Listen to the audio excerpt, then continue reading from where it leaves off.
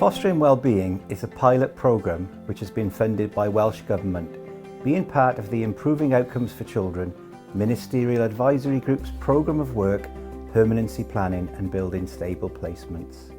Here at the Fostering Network, we were delighted to have the opportunity to work with the Cwmtaf Social Services and Wellbeing Partnership to deliver this pilot programme within their region.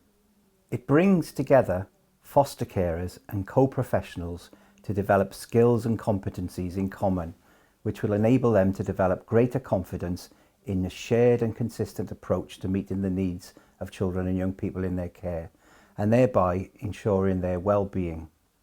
A simple definition of well-being is used, and this refers to 5 basic needs.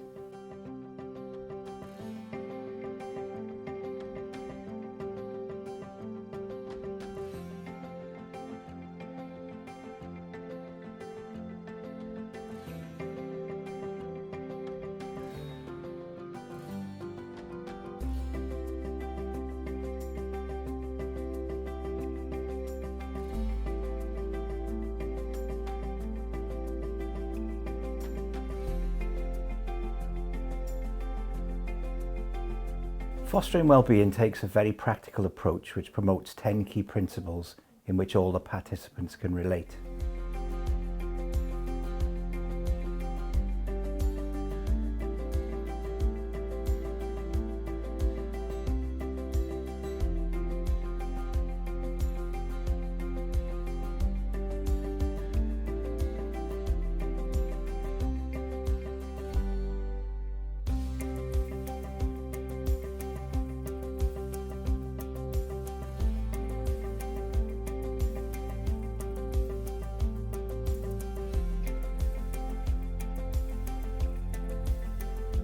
The 10 principles embody certain values and attitudes, such as equality of status.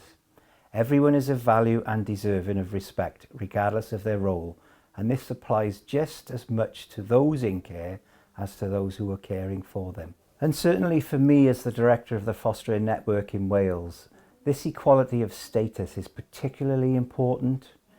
Recent research tells us that foster carers still do not feel that they are valued and treated as equal, as key members of the team around the child. The Fostering Wellbeing programme is very much centred about the needs of the child, and it really empowers the foster carer to help to provide and have a say about what the needs of the child are. And I think that is a voice that we have not had or have not listened to as thoroughly and as openly as we should have in the past. The Fostering Wellbeing programme consists of 3 key strands: the Masterclasses, the foster carer champions, or as they prefer to be called, pioneers, and service planning to bring about both cultural and system change. The starting point is the attendance of foster carers and co-professionals at a series of 5 masterclasses, each focused on 2 of the 10 principles on which the programme is based. A mix of disciplines at the table helps with understanding of one another's roles and actually helps to break down any potential barriers and misconceptions that may be present. Foster carers, teachers, social workers, youth justice and healthcare staff, to name but a few, sharing their learning, and have had the opportunity to hear from some fantastic, inspiring speakers. And this is including young people who have care experience, but also foster carers and a range of professionals from different disciplines, all who work together to promote well-being outcomes for children and young people. What is absolutely brilliant, or has been brilliant, about the social pedagogy course is that you are dealing with a range of professionals across the spectrum of foster caring, which is absolutely fantastic.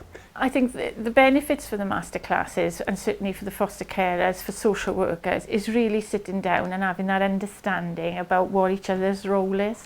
And it's not about a power imbalance, it's everyone needs to be brought together to have that whole picture and that 360 view of this child and what they need. I was happy to come along and contribute to the masterclasses because I feel that it's a great opportunity to capture such an array of people from all, different stakeholders from around Wales, and really to connect with them and share my own raw personal experiences, to come and just tackle misconceptions and share each other's ideas so that we can all progress, because we're all part of a team, and the more that we talk to each other, the better looked after children's lives will be, I think. A number of experienced foster carers have been recruited to cascade the positive messages of the masterclasses not only to other foster carers but also to social workers and school-based staff. As well as attending the masterclasses, the Fostering Network in Wales have been really pleased to be able to provide bespoke training and support to the pioneers within their role. They have already attended and spoken at a number of events and have been asked to visit schools on a number of occasions and operate a help desk one morning each week, which is absolutely amazing because that is co-located within the fostering teams of each local authority. These pioneers have recently been joined by care experienced young people who bring their added value of their own personal experiences of being looked after, and this only enriches the offer from the pioneer group. The third and vital strand of the programme aims to bring about real service change in how foster carers, co-professionals and indeed children and young people who are looked after work together to improve well-being for all.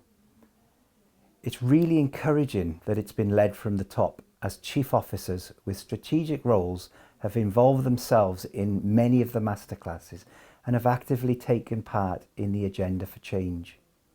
A strategic planning group with a range of representatives is drawing up action plans for 8 areas of work. In the long term, what I hope to see is that looked after young people have stronger attachments, that they have more stable placements, and that they have more successful lives because of the stability afforded to them by caregivers who are better informed, better supported, and better prepared for the role of fostering. From this programme, I would hope that the children are able to attain better results in school, but I think it's more than attaining results and attaining academic qualifications.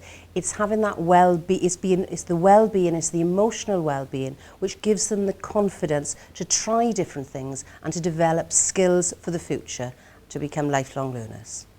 The programme is being externally evaluated by Cardiff University and their findings will be published. However, feedback to date from all those involved has been extremely positive and I must say really, really powerful.